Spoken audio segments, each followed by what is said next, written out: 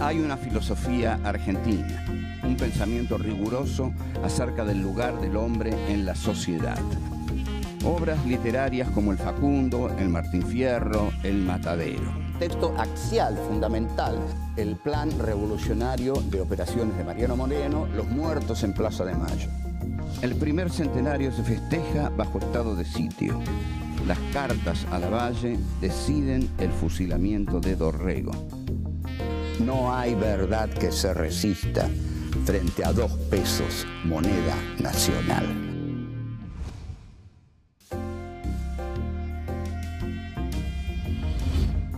Encuentro 7. Los caudillos del interior federal.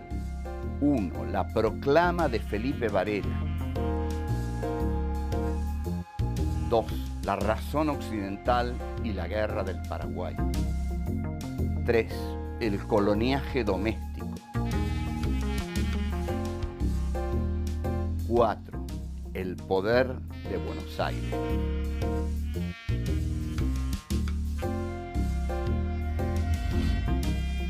Durante el siglo XIX, los intentos de Buenos Aires por consolidar su hegemonía en el resto del país determinan en las provincias el surgimiento de movimientos de resistencia encabezados por caudillos.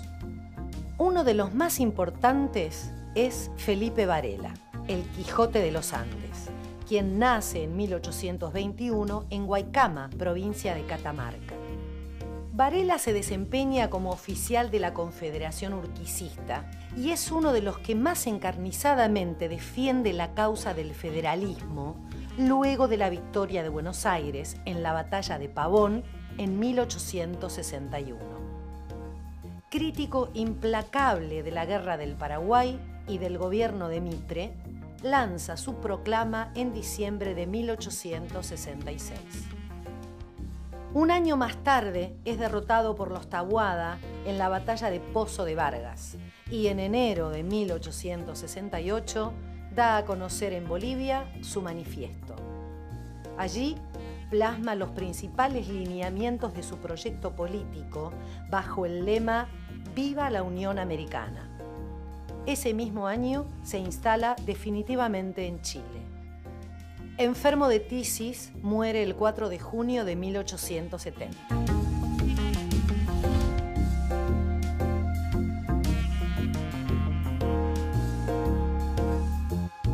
Este es nuestro encuentro número 7, los caudillos del interior federal.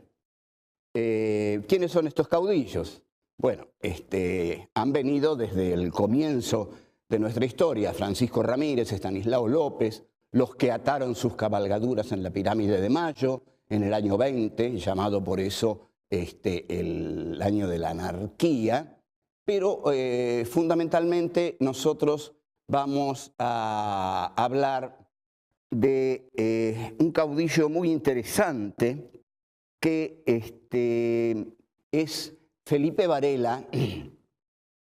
Felipe Varela, también llamado el Quijote de los Andes, era un caudillo que confiaba mucho en que Urquiza se levantara en armas contra Mitre.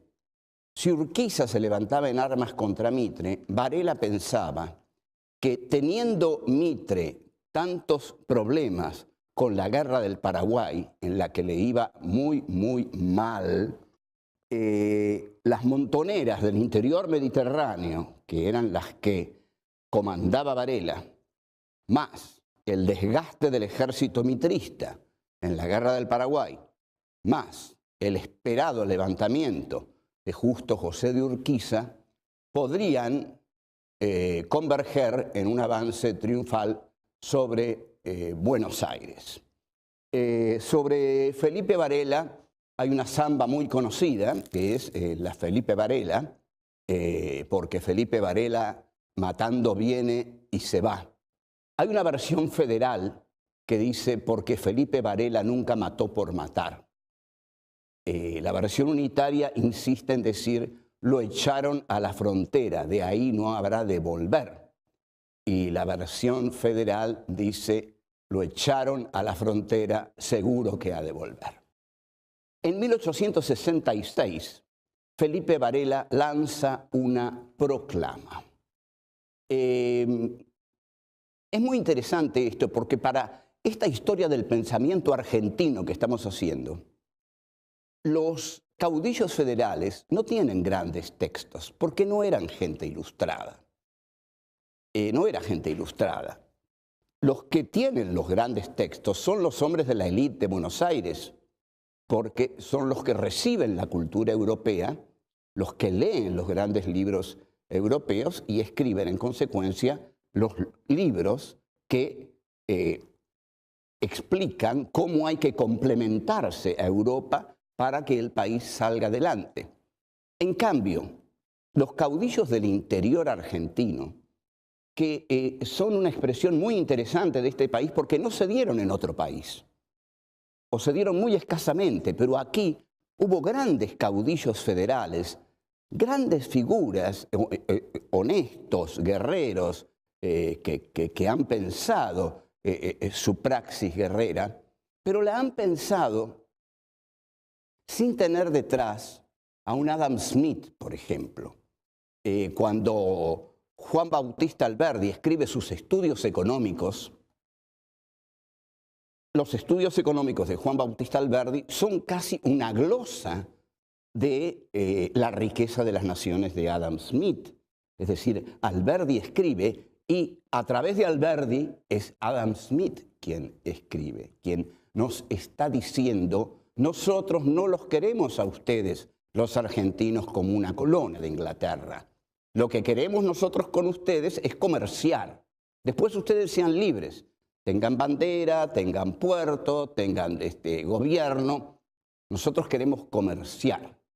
Y bueno, Alberdi, entonces, que ha leído a Adam Smith, destila ese programa, digamos, que básicamente, como dice Smith, Inglaterra tiene que ser el taller del mundo y el resto del mundo tiene que ser el granero del mundo de Inglaterra, tal como la generación del 80, muy orgullosa, va a decir: somos el granero del mundo, que era exactamente lo que Inglaterra quería. Pero Varela, ¿qué tiene que hacer Varela? Tiene que justificar el proteccionismo, porque si Buenos Aires quiere el libre cambio, es porque Buenos Aires va a vivir de la introducción de las mercancías británicas. Si vienen las manufacturas y mercancías británicas, Buenos Aires se enriquece con ellas y le entrega a Gran Bretaña la producción primaria de los campos argentinos, que es una producción primaria que crece fácil, que crece abundante, a la que no hay que agregarle nada. Pero Varela tenía en sus pobres provincias una incipiente industria artesanal que, de haber sido protegida, habría tenido un aceptable desenvolvimiento. Habría hecho de esas provincias, no provincias miserables y pobres, sino provincias con una producción propia, inteligente y totalmente, digamos, autónoma y vendible, y sobre todo vendible si tenía a Buenos Aires como mercado comprador, que no lo tuvo.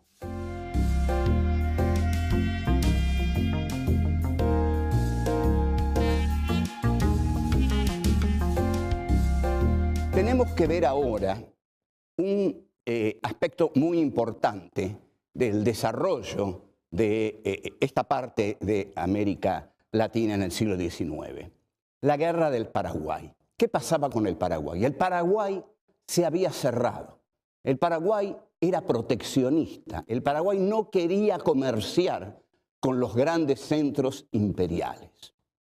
El Paraguay era lo que Sarmiento llamaba la China de América. China tampoco había querido comerciar con el mundo occidental, pero Inglaterra abrió la China a cañonazos. Ese era el modo en que los ingleses penetraban en algunos lugares. Digamos, si los chinos no querían comerciar con los ingleses entraban a cañonazos y así abrieron China al mercado del opio. Y bueno, ese es otro tema. Pero Paraguay era para Sarmiento la China de América porque Francisco Solano López, hijo del doctor Francia, había decidido hacer un territorio proteccionista, pero con enorme inteligencia había traído técnicos extranjeros, técnicos europeos, y los había puesto al servicio de ese proyecto nacional proteccionista que tenía el Paraguay. En consecuencia, a diferencia de Juan Manuel de Rosas, que le tenía alergia a los gringos, Francisco Solano López hizo educar a su hijo en Europa y trajo técnicos europeos para ayudarlo a desarrollar el Paraguay. ¿Qué pasa con el Paraguay? En el Paraguay pasa que hay astilleros, que hay, digamos, se forja el hierro, que hay un desarrollo ya de una enorme autonomía. Hay barcos, hay armas que se fabrican, hay fundiciones. Entonces, y hay mucho algodón. La materia prima que tiene el Paraguay es el algodón. Inglaterra, es notable como Inglaterra veía el mapa del mundo como hoy lo ve Estados Unidos. Inglaterra, que ya no tenía algodón porque el sur norteamericano había sido derrotado, ve que hay mucho algodón en el Paraguay. Entonces dice, señores, queremos el algodón del Paraguay. Pero los paraguayos, como son proteccionistas, no se lo quieren dar. Entonces la banca británica dice, hay que hacer una guerra ahí, y une a Mitre, los uruguayos y los brasileños. Se declara la guerra de la Triple Alianza. Hay que entrar con la razón occidental, el progreso y la civilización en el hermético Paraguay, en el barbárico Paraguay, en esa China de América. Efectivamente, destrozan todo, destrozan todos. Como dije en otro programa, hay 800.000 varones muertos. Y finalmente, ahí sí, el Paraguay queda entregado a la voracidad del capital británico, que se lleva todo lo que necesita, y también los brasileños. Los que menos se llevan son los argentinos. Bien, los caudillos del interior mediterráneo, como Felipe Varela, se dan cuenta que ese proteccionismo de Francisco Solano López es el que ellos tienen que proponer para sus propias economías. Entonces surge una idea, surge una filosofía, surge un pensamiento, lo hayan expresado o no, lo hayan escrito o no, surge por primera vez el pensamiento de la unidad de América Latina. Entonces, lo que expresa el Quijote de los Andes, el gaucho seguramente no muy culto, Felipe Varela, es que América o se une y presenta ante Europa un bloque unitario, macizo, o es totalmente derrotada por las oligarquías locales que comercian con Inglaterra y se produce lo que llamamos la diseminación, podríamos decir, la deconstrucción de América Latina. La guerra del Paraguay es conceptualmente el Vietnam del siglo XIX, es una masacre terrible, negada por supuesto por la historia oficial, que ya no existe la historia oficial, nos reímos de la historia oficial, ya nadie cree en esa paparrucha que crearon basándose en los libros de historia de Mitre y algunos de Sarmiento. No hay más historia oficial. Lo que hay para nosotros es claramente un proyecto imperial que entra en la Argentina a través de la élite culta de Buenos Aires. Como había que integrar al Paraguay a ese proyecto, se decide hacerle una guerra de exterminio, Entonces, se consigue exterminar al Paraguay y al exterminar al Paraguay, el Paraguay, claro, se integra, pero se integra con nada, se integra derrotado. Lo que existe, y esto no es revisionismo histórico, es la racionalidad tecnocapitalista que Heidegger analiza al estudiar a Descartes, que a través del capital británico y a través de la unión de las oligarquías nativas de los países colonizados, derrotan a sus elementos autónomos a sus elementos barbáricos para ellos, es decir, todos los caudillos y todos la gente del interior, y son las élites, es decir, las clases cultas de las grandes ciudades, las que imponen su poder sobre el resto de la nación para comerciar con el imperio.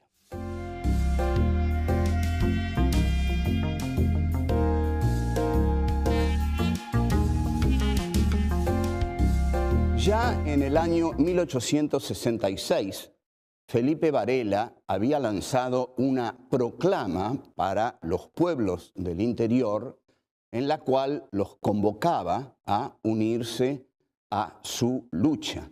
Esa proclama, en uno de sus párrafos decisivos, decía: ser porteño, ustedes observen la claridad conceptual con que se expresa Varela.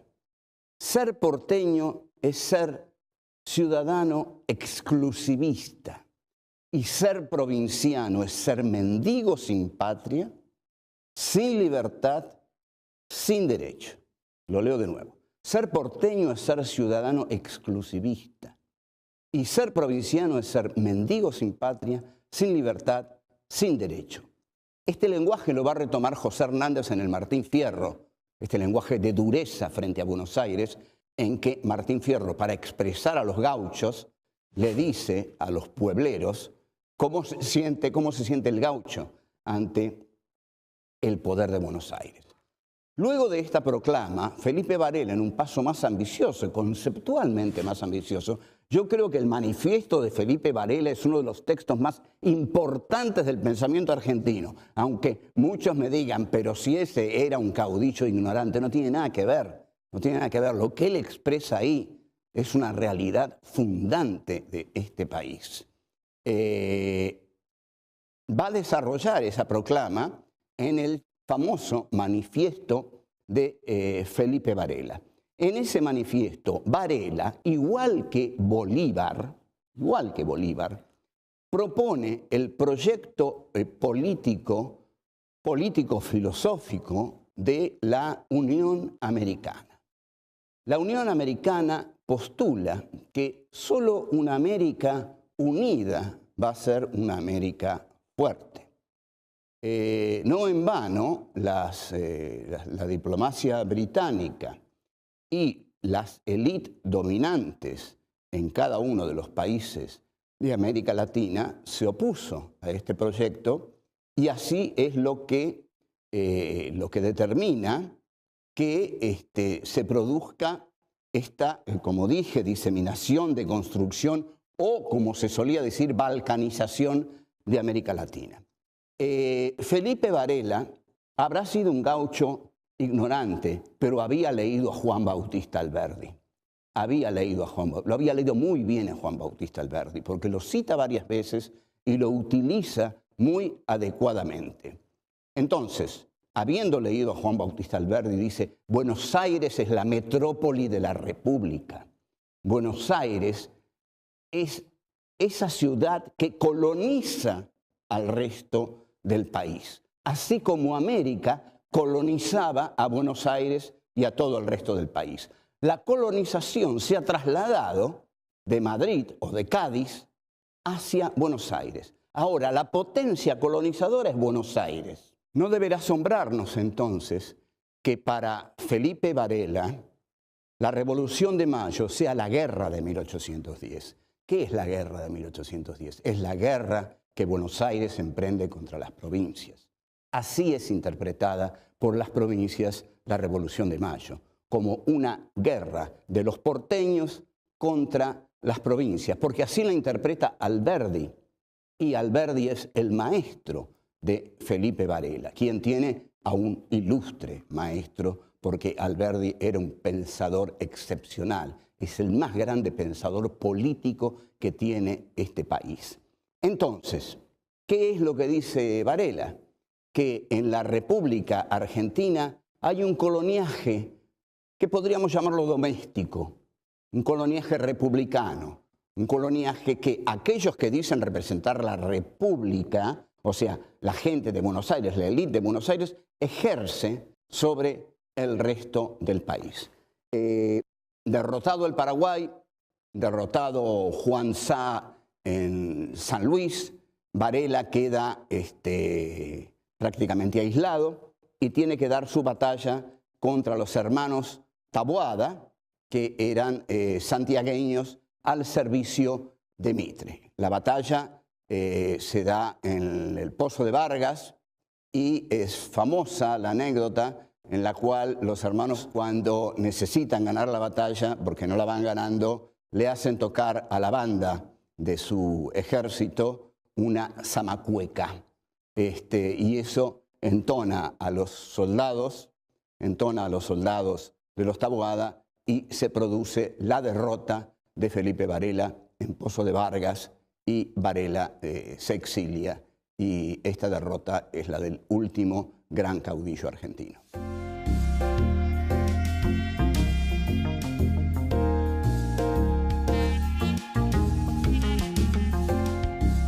Esta interpretación que nosotros estamos dando de nuestra historia y del pensamiento de nuestra historia es precisamente la interpretación compleja, no es la interpretación simple.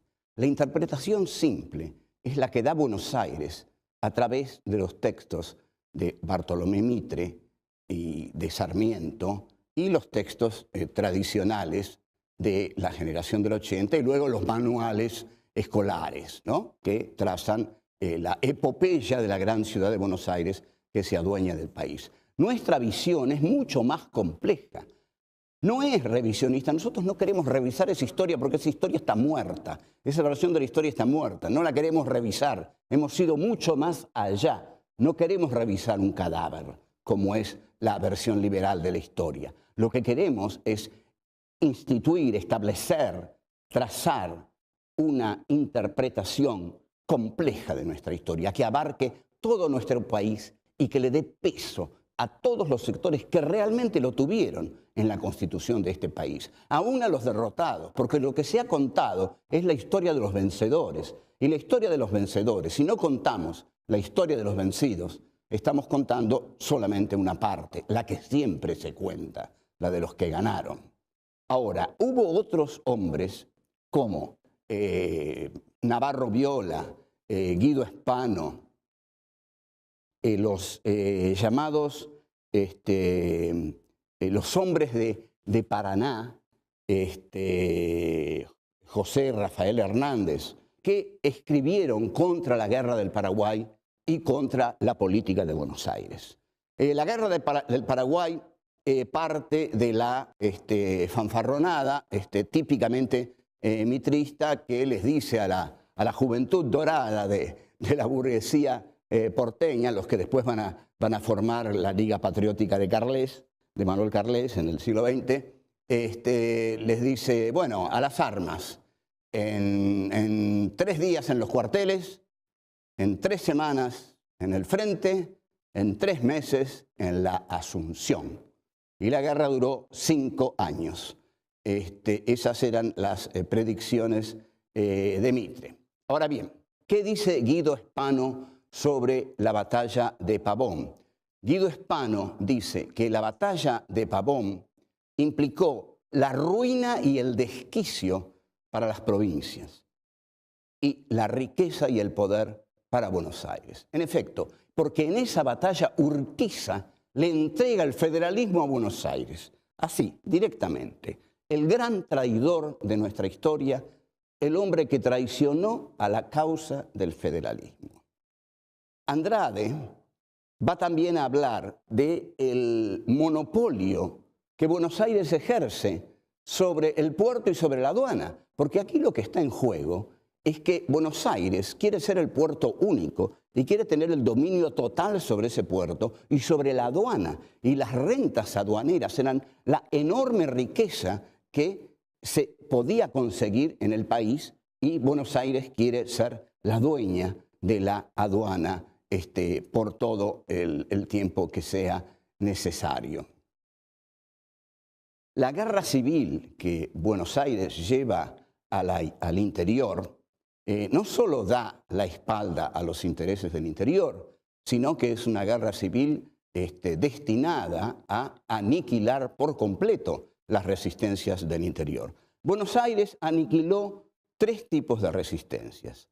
Las resistencias de los gauchos federales, la molestia de los negros, a los que mandó a morir a la Guerra del Paraguay, y la molestia de los indios, a los cuales exterminó en la llamada Segunda Conquista de América, que realizó el general Julio Argentino Roca. Entonces, despobló el país. La clase ilustrada de Buenos Aires despobló el país porque los mató a todos. Mató a los gauchos federales, mató a los negros, mató a los indios. Entonces lo tuvo que poblar de nuevo. Para poblarlo de nuevo, tuvo que traer a los inmigrantes, a los que llamó la chusma ultramarina, que llegaron a Buenos Aires siendo muy pobres, necesitando trabajar. Y este trabajo que estos vencedores del federalismo le quieren dar a los inmigrantes, lo había pedido antes un defensor de los gauchos. José Hernández en el Martín Fierro pide trabajo para sus gauchos. Dice que el gaucho es no lo dice así, pero el gaucho en realidad para las estancias, para los campos, es una mano de obra barata y calificada, porque nadie conoce como el gaucho la tierra que tiene que trabajar y poco hay que pagarle al gaucho. Eso es lo que demuestra el Martín Fierro.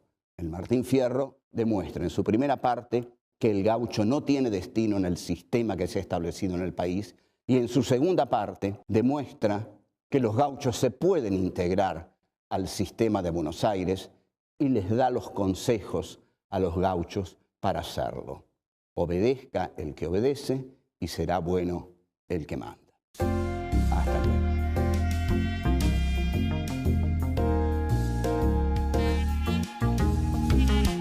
Lo que hay para nosotros es claramente un proyecto imperial que entra en la Argentina a través de la élite culta de Buenos Aires.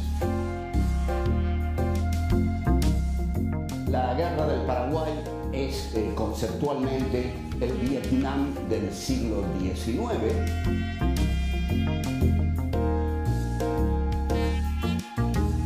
Ser porteño es ser ciudadano exclusivista. Y ser provinciano es ser mendigo sin patria, sin libertad, sin derecho.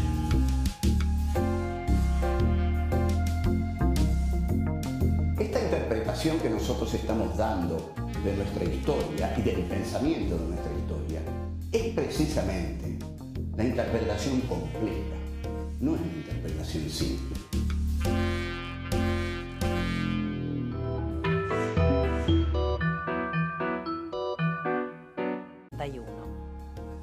Crítico implacable de la Guerra del Paraguay y del gobierno de Mitre, lanza su proclama en diciembre de 1866. Un año más tarde es derrotado por los Taboada en la batalla de Pozo de Vargas y en enero de 1868 da a conocer en Bolivia su manifiesto. Allí plasma los principales lineamientos de su proyecto político bajo el lema «Viva la Unión Americana». Ese mismo año se instala definitivamente en Chile. Enfermo de tisis, muere el 4 de junio de 1870.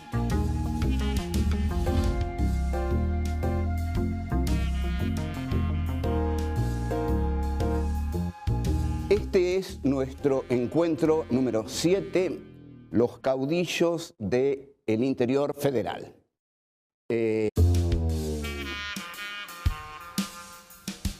Hay una filosofía argentina, un pensamiento riguroso acerca del lugar del hombre en la sociedad. Obras literarias como El Facundo, El Martín Fierro, El Matadero. Texto axial, fundamental, el plan revolucionario de operaciones de Mariano Moreno, Los muertos en Plaza de Mayo. El primer centenario se festeja bajo estado de sitio. Las cartas a Lavalle deciden el fusilamiento de Dorrego. No hay verdad que se resista frente a 2 pesos, moneda nacional.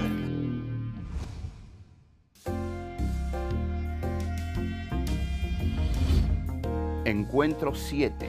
Los caudillos del interior federal. 1. La proclama de Felipe Varela. 2.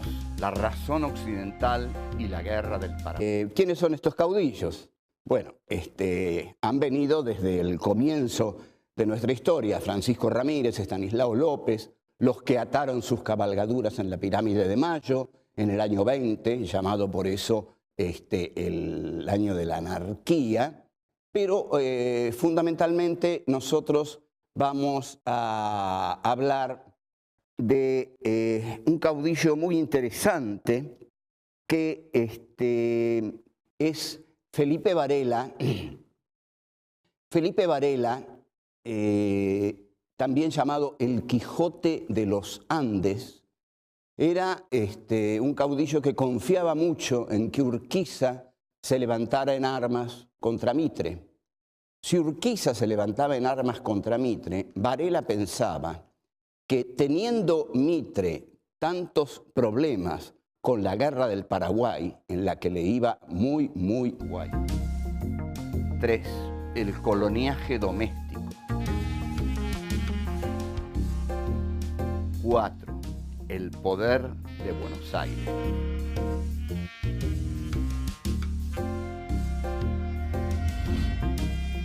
Durante el siglo XIX, los intentos de Buenos Aires por consolidar su hegemonía en el resto del país determinan en las provincias el surgimiento de movimientos de resistencia encabezados por caudillos.